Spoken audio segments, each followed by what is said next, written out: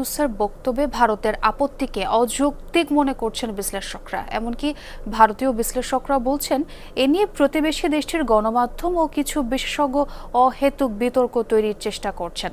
তাদের মতে প্রফেসর ইউনূস মূলত ব্যবসা বাণিজ্য তথা কানেক্টিভিটি ইস্যুতে মন্তব্য করেছেন।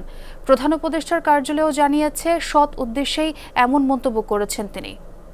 65% পর্যন্ত বিদ্যুৎ সাশ্রয়ী Hisense AC. Hisense making a strong pitch for the Dragon to increase its footprints in Bangladesh.